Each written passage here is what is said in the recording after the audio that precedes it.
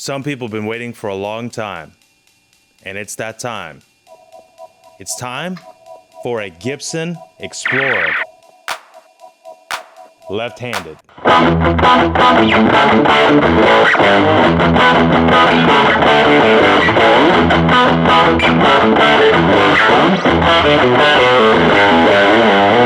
Let's take a deep dive into what many consider to be a classic in the Gibson line, the Gibson Explorer. But before we get into that, some quick promotional stuff. If you're not already subscribed to our Instagram, please do so right now. Jimmy often posts guitars as they come in and upcoming things that are coming into the store. So be sure and follow us over on Instagram. That's at Southpaw Guitars, all one word.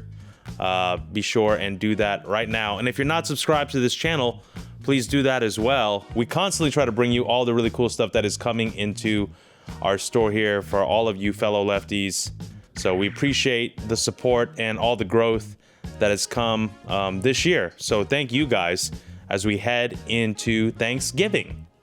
All right, here we go. If you want a legit deep dive into the Gibson Explorer or many other guitars, 5 Watt World always does a really great job as far as the history of these guitars go, so I would highly recommend them. So basically, I'm just going to give you a quick summary of how the Gibson Explorer came to be. We have to go back in time, way back to the late 50s. Leo Fender was making a big splash with both the Telecaster and the Stratocaster, and Gibson wanted to make a splash as well. The Les Paul model was available, but they wanted to do something a little bit more wild, a little bit more unique, and they wanted to introduce some new models. In the spring of '57, Gibson came up with the Modernistic Series. There were 3 guitars that were to be released in the Modernistic Series: the Flying V, the Gibson Explorer, and the Modern. Now, if you know anything about guitar history, oh man, pages and pages of the internet have been dedicated to the Gibson Modern. Personally, without going into a tangent, I've never seen a Gibson Modern in left-handed. There's not even solid evidence of a original right-handed Gibson Modern existing. Somebody could probably dedicate an entire Netflix docuseries based on the mysterious Gibson Modern. Some people say that there was an original that was out there. Some people say that they saw it at the NAMM show at the time. All I know is that I've never seen a Modern in left-handed. I don't want to stray away from the topic. So at the Summer NAMM of 1957, Gibson brought with them their prototype of the Explorer, which was originally called the Futura. It's a little bit different, and there is like one photo of this guitar that was actually at NAMM. And if you take a look at it, it definitely resembles the Explorer, but is not the Explorer. The body shape's a little bit different. Both the Flying V and the Explorer were built out of a wood called Carina. Original versions of these guitars are really hard to come by. Now, to put this all in perspective, just so you know, there were 434 Les Pauls made during that era. There were 81 Flying Vs made during that era. And as far as Explorers go, there were only 19. Then at some point in the 70s, the popularity of these guitars started to grow, and a number of artists took to the Gibson Explorer, including Alan Collins of Lynyrd Skynyrd, Matthias Jabb of the Scorpions, Rick Nielsen of Cheap Trick, at some point or another, actually owned 2 original Explorers. That's crazy. Did you hear the earlier part of the video? There were only 19 of them made ever. Then a very young Edge, I wonder if that was his legal name back then. Sir, what is your name?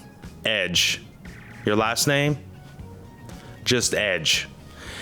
He was in New York City and was looking for a guitar to bring back to play with his bandmates. And initially, he was thinking he was going to go with the Les Paul. He ended up taking home a Gibson Explorer, a 70s Gibson Explorer. And in the early days of Metallica, James Hetfield was very famous for playing a Gibson Explorer. The current version of the Gibson Explorer features a mahogany body, 22 medium jumbo frets, a 24 3/4 scale length, 2 volume, 1 master tone, and the classic hockey stick headstock. All right, enough chit chat about this amazing Gibson Explorer. Let's hear some sounds.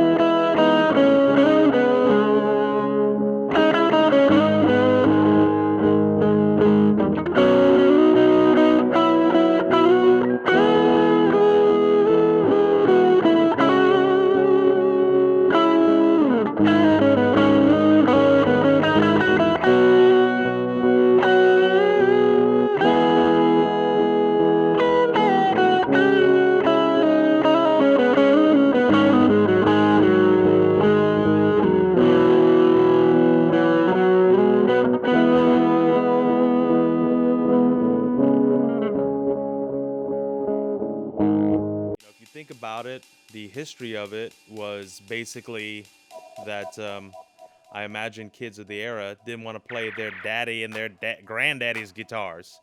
If you look at some of the older Gibsons, it was from a different style of music that was prominent of the era, and everybody was gravitating towards Stratocasters and Telecasters and just the whole Fender culture, surf culture of the time. And Gibson was trying to throw their hat in the ring with this really unique shape. And that's part of the reason why I do like it, because it just looks so crazy compared to like a normal guitar. But I was talking to David in real life, and I was saying, you know, you rarely see left-handed guitar players in the wild, like IRL. You rarely see left-handed guitar players IRL.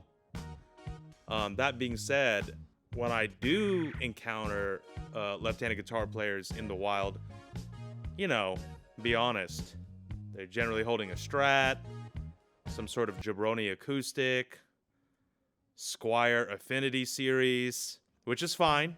I am not a professional guitar player, but I have never, ever, ever, ever, ever seen a left-handed guitar player in the wild with the Gibson Explorer. I would love to see that. I'd love to like be out somewhere and just be like, oh wow, they're left-handed. What are they picking up? Whoa. That would be awesome. Hey, maybe you'll be the first. And if you're interested in this guitar or any other guitar that we feature on this channel, be sure and check out our website. That is southpawguitars.com. Be sure and head over there and see all of the guitars that are available for you, the left-handed player. One last thing. What are your thoughts on the Gibson Explorer? Are you a fan? Do you hate it? Do you love it? Do you play left-handed? Let us know in the comments below. We appreciate you guys checking out this video. We'll see you guys next time.